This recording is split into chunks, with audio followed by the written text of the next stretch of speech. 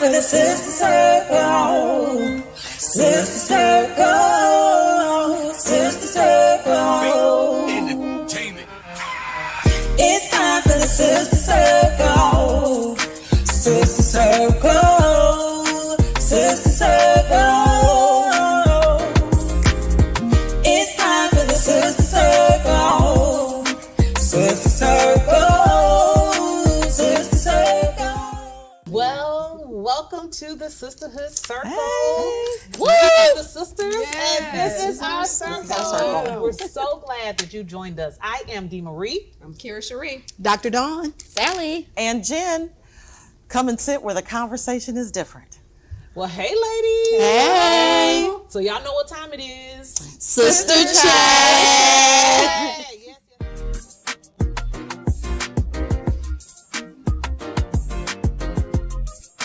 Yes, yes. Yes. So, one thing I was thinking about this week is that, just the climate in our, I guess in our country, just at all, it's just so negative, And that's one thing that I love about the Sisterhood Circle is that we bring that positivity. Yes. You know what Absolutely. I'm saying? And can bring that light because all they get on the news is just negative, this stuff, fear monger, just negative. And I think that we can bring, some positive things to the world. Absolutely. Yes. Yeah. Somebody says, have a good day, and I feel like I own my own day. Okay. Like nobody gets to tell me what kind of day I'm having. Yeah. So I just choose to always have a good day. Like I start every day in my mind thinking it's a good day. Bad things might happen in my day, but I'm still gonna have a good day. Yeah. Oh, that's a great mindset. That is a great mindset. I also, when I get off track, I'm like, bring it back in. I'm not going to let the day, nobody mess up my day. Because I almost had one of those days today. It was like, okay, Jesus, what we doing? What are we doing? So, Especially like when you're at work every day. Yes. You just expect things are going to happen, but if you start your day off with positivity, then you orchestrate your day how you want it to be. Yeah. Well, and I appreciate what you said because sometimes you do need a reset, right? Like, okay, this happened. It just seems like everything's coming all at once, and you're like, okay, reset because this can't control my entire day or my outcome. Yeah. and with that, too, starting the day, like with I have my niece, and, they say don't start off yelling during the day because that kind of sets the tone for their day. So if something does transpire in the morning, which a lot of times it does, just being transparent, yes, we know. I always try to bring her back in. And let's not let this start your day. I always tell them when you leave, have a good day. I love you. You got to say your affirmations so you will have a great day. Make it a great day. Make it a great day. Yeah. No, I love mornings. And I know some people aren't morning people. I'm not. And I don't understand that sometimes. I know everybody's different. I mean, I'm glad to wake up. Yeah. But I want to wake up on my time. Yeah. But it's like, it's such a great Not with day. the birds. It's a new day. Yes, I love the birds. That's where the saying comes from. That's for the birds. Exactly. We like to wake up in the morning. I don't mind getting up, but I do want to get up at my own pace. Yeah. Like when you're forced to get up like at 5 a.m. Yeah. So I She wants to. She be a wants 5 to a.m.er. do. Oh no! Wow. Yeah, that's my desire. There's a whole community of Has it y'all. happened yet? Not quite. It hasn't happened quite yet. Yeah. But that is my desire. I want every piece of sleep I can get before it's time for me to get up. Who wake up at 5 a.m., they just get things done. That's what it appears. But then doesn't it relate to what time did you go to bed last night? Yes. Very true. So Very true. it does matter. Yeah. So really, it's all about what you do the night before. What did you do the to night wake up before? to have a great day, and then we can be the light for the whole world. I agree. I definitely agree with Dee Dee. I'm not sure about the 5 a.m., maybe 6-ish, but I love You it. want to get up early. Yeah. Absolutely. Yeah. Yeah. I mean, it does help you be more productive throughout the day. Yeah. But I'm a night owl, so Yeah. 9 o'clock is ideal for me. I think the 9 o'clock is a great start To of the wake day. up? Not to wake up necessarily. just I'm to kind of start your day. awake, but not up But and just moving like, I'm around. ready now. It's Yes. 9 o'clock. Let's get it going. Yes, Yeah. not up and moving around. Yeah. Yeah. So actually, I'm excited about our topic today. Okay. We have a special guest that's coming. Super excited. This is our first guest. First guest. All right. Really excited. That's history. Yes, Yes, it is. Because as women, really anybody, a lot of times we can go into survival mode. Yes. And when we do that, I don't think sometimes we even realize that we're in survival Nope. mode. It just We kind of don't. just happens because Yes. of life. Well, so we have Michelle Watson, who is our soror, coming to the panel, and we're just going to discuss about survival mode. She's coming to the circle. To the circle. I said Welcome panel. to Yes, our to the circle. circle. Yes. Yes. So she is a therapist. So we're going to pull on her expertise, and and we're going to have a great topic. So we will be right back after the break, and we'll come back and we'll have our guest, Michelle Watson, here on the Sisterhood Circle. All right. Yay. I am so glad you ladies are here. You each have your own rooms. Thank you.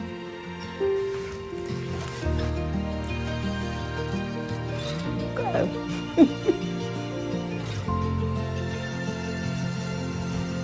Is it okay to call you Mom? Of course you can.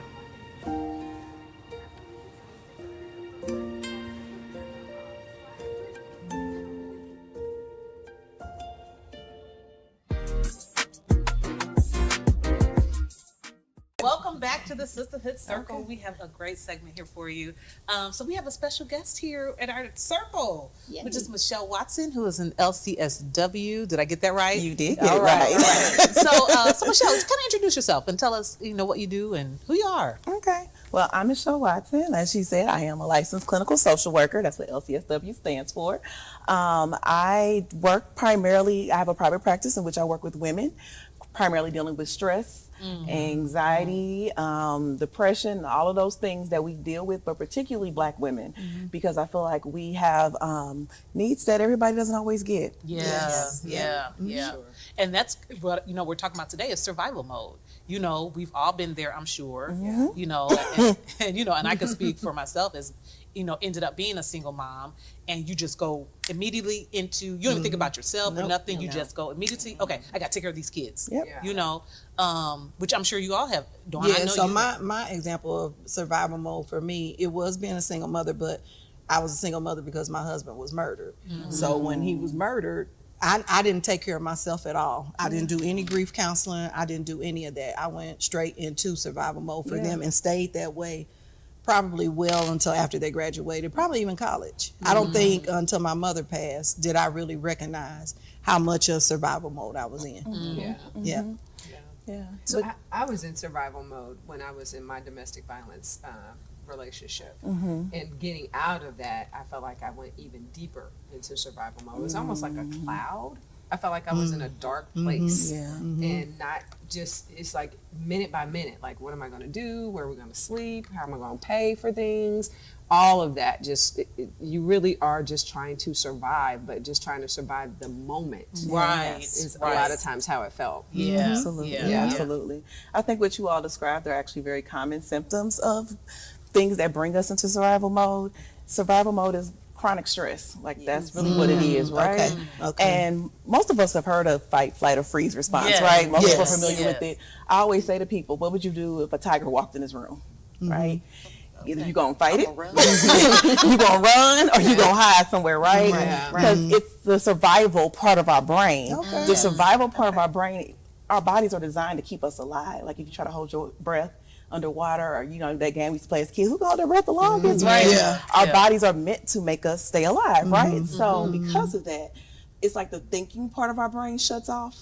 And that base part of our brain activates. And so it's just us trying to stay alive, like you said, just trying to figure out day to day, taking care of your kids, making sure everything is okay. And it's not a problem, right? It's designed to keep us safe. It's designed to keep us alive, if you will. It becomes the issue when it starts to impede our ability to do our day-to-day activities, right? So that's usually what happens, because sometimes that part of our brain has to shut off, because again, if I was faced with a bear or a tiger, I don't need to think, is it going to hurt me? Is it going to kill me? What kind of bear is it? I don't need to know that. I need to know I need to go. So same thing when it comes to living life, right? Certain things I don't need to think about right now. I know I had the bills paid. I got to get the kids to school. We got to eat. I got to do all these things. And so that just naturally comes to us. So our ability just to keep going, that's what's happening in that moment. So my therapist did tell me there's been different modes, but she said mine is primarily freezing.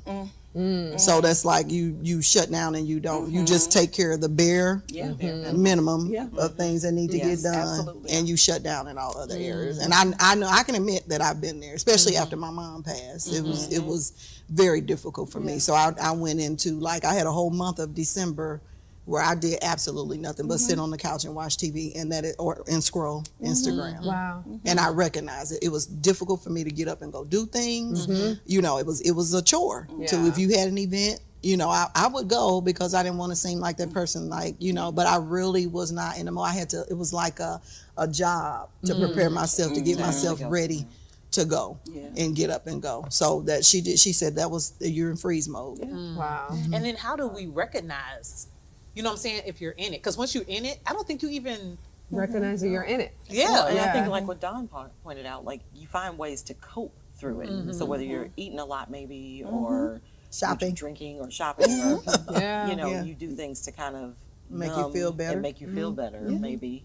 But So what has your experience been as far as what you recognize? What's the first thing you recognize or you help people recognize? I think what you all said, noticing changes in yourself, right? Like, I'm forcing myself to get up and go to this event. I'm making myself, you know, go to work and do all these things that I have to do, and I don't feel like it. It's kind of like this perpetual state of like being in burnout. Like, you know, I just don't want to do anything, but I know I have to. Yeah. So that's really kind of the first sign you'll notice you're not yourself. Yeah. People around you might say you seem a little different, but again, for some people, we're good at, you know, we can put on that face. You know, especially Black women, we're good about that, putting on that face. And that's usually the first sign, is that something has changed in you. I experienced it myself. I've experienced it from burnout. And I was just like, I'm just here. And I was very aware that it was happening in that moment, because I just wasn't myself. The person that's usually on top of everything and always organized. People were like, you forgot. I did. And I had finally gotten to a point where, like, and I'm okay with forgetting right now, because I just needed to get through each day. Like when my father passed, I feel like I just quit in so many ways, and I don't think I recognized it at first. It was just hard, and I didn't want to go through steps of grief, or I didn't want to hear about all that. I remember my church actually sending me books to read, and I was just like, for what, you know, and just trying to get through that. And I would smile, I would show up, at least I think I did for the most part.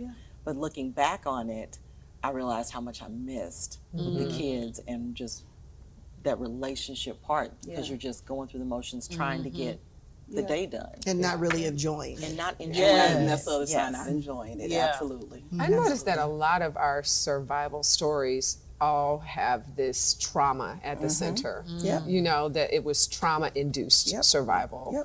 So I wonder, what would you advise, you know, when someone does have a trauma in their life? What do they do in that moment so that they are not necessarily going into survival mode for long periods of time? Yeah, I think the first thing, again, is recognizing yourself.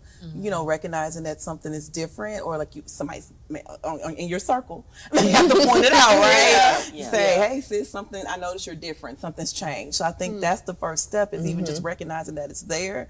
And then again, depending on, especially when we start talking about trauma, like that's deep. That's some heavy stuff. And a lot of times we don't want to admit or see it that way. I don't even want to say admit. Sometimes we don't even view things because that's just my normal life. This is just that's survival mode. That's survival mode. Right? I'm just out here living life and not realizing that what I'm feeling and going through and experiencing in this moment, it's not myself. It's not my best life, if you will. So I think that's the first step. And then also reaching out for help.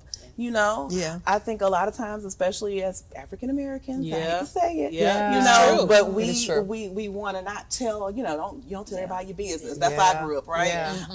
And so I think at some point we have to learn to go ask for help and talk to somebody. And I tell people all the time, when it comes to therapy, it is not one size fits all. I promise you, it is not. You have to find someone who is a good fit for you. So some people have had those experiences where they reached out to a therapist, like, that wasn't helpful. I'm not doing that again. I went through like 3. And one particular, this was after my mom passed, is what prompted. So this has been, my husband's been gone 18 years. And so 18 years of not acknowledging all of that, just being in survival mode. And then when my mom passed, it became too much. I noticed a change in me, and I was like, I don't like it. So I was going through different therapists, and one particular therapist, I made it on. I was like, okay, great. I found one, made the appointment online, went to see her, and she didn't show up. And she said it wasn't, and I just cried. And that took me to a whole nother place. So I was like, just forget it. I'm not gonna do it. But then God was prompting me like, and I wasn't feeling any better. So I was like, I gotta find one. And I went through the couple. Then pandemic hit, and the one I got before that, she didn't reach out during the pandemic or any of that. So I was like, okay. And I found another one. She became too friendly, so I had to get rid of her. But at least you recognize that. I Recognize It's like that. people like that. And the one I have now, I love her. She actually released me and said, you have my number. I'm not a fan of having people just pay for it. She said, if you feel the need, call me back. So what y'all think? I'm having sessions right now because I felt the need. I was getting back to that place again, and I was like, okay, let me call her. And then I was going to say, and then sometimes I remember earlier on, I had a therapist that I was dealing with a different situation. So that person might be good for that season, and then you might have that, and then you're facing something else or need something more. Then that's another time. So I think that, and again, with our sister circle, just recognizing that, and again, it goes back to having that person in your circle that's going to point some things out that you feel comfortable. So once that happens, hopefully that person, that circle, your friend in that circle can suggest, sis, you need to see a therapist. This is beyond me. I can't help you further. And we have to feel okay doing that. Right. You know, even because the person might get mad at us. Just say, okay, I know they're gonna get mad. Just roll your sleeves up. Say, I don't care. You know, I need you to go. There's been a lot of conversation about self-care, and I think it's a wonderful conversation. But I think self-care is also having community to care for you as well. Because sometimes we can't see it in ourselves, and we need somebody else who loves and supports us to point out those things that maybe we don't recognize or we're kind of in denial about. So Denial. It's not just the real. It's real. One thing too, I think about too. So like, once you're, I want to say out of survival mode, or once you're at a place where you can breathe, that's when I recognize that I was. But you know what I'm saying? But that time has passed now. Because you got through it, you survived. Right. That's true. You survived. Like that's the key of it. Like we need sometimes when we're going through those moments and they're so overwhelming, stopping and thinking about it may make you break down, may make you not want to keep going, right? So we just keep pushing. We keep pushing, you know, especially like you put on that superhero cape. I tell people all the time, my cape is at the cleaners. I like that. I think I'm going to use it. I say it all the time. But that's it. We just keep going. And like you said, when I'm out of it, I'm like, wait a minute. I got through that. I went through that. So that's normal. On the and other then, side. so then I look back, and then I'm like, then I go and regret sometimes, because it's like, dang, I didn't do this. I messed up with this. You know, the kids missed out on this because and I really want to talk to young girls or just young mothers, like. I know you got to get through it, but recognize and take the time to spend more time with your children. You know what I'm saying? Just slow down a little bit. You know, it's like, but they don't. I understand it because they're trying to make it work. They're trying to get through. I mean, I always remember my mother telling me, like, you're gonna blink, it's gonna be over. Right. My mother-in-law said the same thing, and I'm like, oh yeah. But then it is. All of a sudden, you're like, okay, I don't even remember what happened here through here, or they're talking about a memory, and you're like. What? Yeah. Oh, I'm not the only one. Thank God. I do that all the time. They're like, Mom, you remember? I'm like, no. Give me a picture. Because you're just gliding. You just kind of glide. Yep. You get into that go mode, and that's it. You know. And I do a lot of apologizing to them. I'm like, I'm so sorry. I hope I didn't, damaging. And it was like, is there anything, is there anything I did, during that time? So. I've encouraged them to get counseling. Yes. Oh, absolutely. Absolutely. And I think that's important. I think it's important to start early. So. It is very. So very for somebody that's in survival mode, they recognize that they're in it and they want to come out of that. Are there any practical tips for the people that are listening? Yeah, I mean, aside again, of course, for seeking out help, professional help, one thing is just trying to be mindful, because you all talked about not having those memories of things that are going on. So being in this moment, like right now, and that can be really hard because and a lot of times we think about stress and anxiety, we're thinking about stuff that's going to happen. We're thinking about the future. Our brain is on everything that needs to get done, right? And when I talk about depression, a lot of times we're thinking about stuff that happened in the past. That's so good. And all those things that we keep kind of marinating on in our brain. And there's a place in the middle right now. This moment is the present, right? Yes. So practicing those, having those mindful practices might be a help for some people. There's a whole bunch of things that you can do out there. YouTube is a plethora of stuff for like progressive muscle scans, body scans, grounding. There's various techniques that people can try that can kind of help them be in this moment, because you miss out on things if your brain is in the future and in the past. Wow. That's good. It's so good. The That's future is a good. good place. I know. Yeah. Was that free of charge for us? And everyone who was listening. Absolutely. Thank you for that. No, that's really, really good, because you're right. I mean, when you think back about like some things in the past, then you're like, dang, I shouldn't have done that, or I should have done this differently, or and then it's like you can't do anything about that. No. Yeah, Can't go back. it's And gone. give yourself grace, right? We're all human. Give yourself grace. I tell my niece that all the time. Yeah. We're gonna stop it right here. We're gonna go on break, and we're gonna come back. wow. And I want to talk more about the aspect of survival mode and I'm going back to children and kind of what we do to them. So, okay. all right. Okay. So we'll be right back after the break with more of the Sisterhood Circle. All right.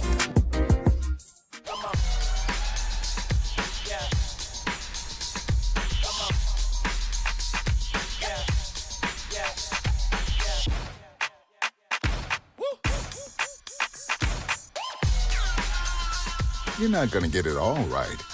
Just make sure you nail the big stuff, like making sure your kids are in the right seat for their age and size.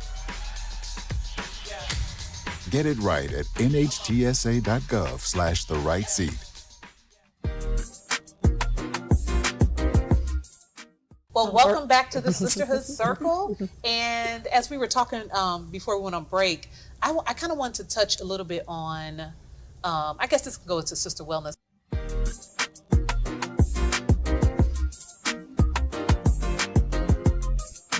On how our survival mode like reflects on our children. And I say that too because sometimes, and you don't mean to, but you can get angry at them for no reason, or just constantly yelling and stuff, and you don't try to, but it's just that at the time I don't have time to deal with this right now. I just need you to do what I and they like, dang, so like how can we not, because I just think we can't just yell at them all the time. You know what I'm saying? Right. Yeah. So like I guess we just have to catch ourselves in that moment.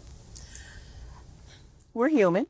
So let's start there. Yeah, let's start there. Let's start there. And in our humanity, that anger is an emotion and is very real. The one thing that I think is important is practicing apologizing when you need to, making repairs when you need to, right?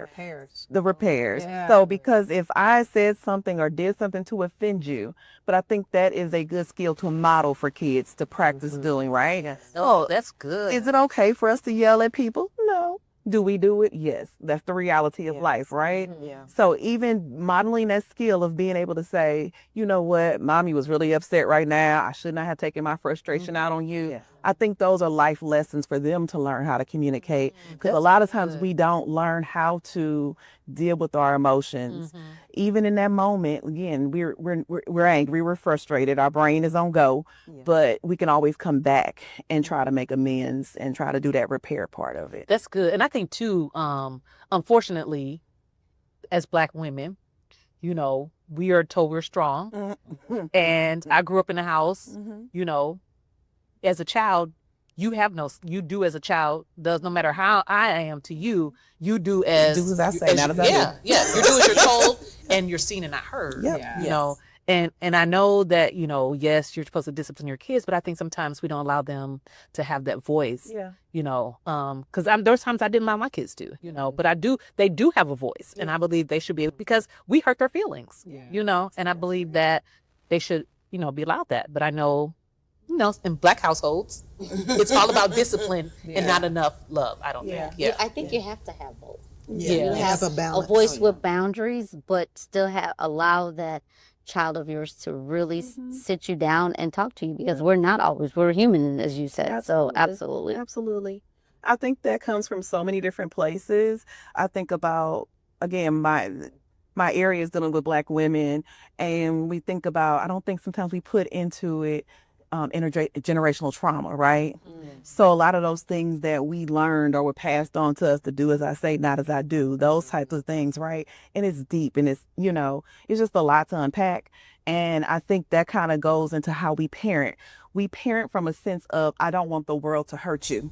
Right? So I'm going to keep you safe. Don't do that because I said so. Yeah. I don't have time to explain to you that because when a cop pulls you over or when you have this other's experience, I don't want you dead. Yeah. Right? And so that's why we teach our kids that. But that is coming from a place of all these years of trauma that we have endured and continue to endure. It still happens. It still happens, sadly. Yes. And so a lot of times that is why we are operating in that capacity. So Well, this has been so fantastic. So rich. So thank you so much for being coming to the circle. This has been so good. We'll have to have her back. Yes, I have many more questions. This is our extension therapist. So she will be back. Yes. Continuously. Happy to come back. So thank you all for always tuning into the Sisterhood Circle. Another episode, and we're so excited. Just continue to watch us. Follow us on all our social media platforms. Yes. And we will see you next time. See you next time on the Circle. Yeah. Girl, go with your best self. Come to the circle where conversations is really hell. Yeah, you don't gotta hide what you keep inside. Come complete the circle, girl. Get rid of your pride. It's the time to be alive. You are not alone. We gon' help you strive. We all in the zone. We got God on our side. Come catch a vibe. When you listen to, you already know what's the time. It's time for the sister.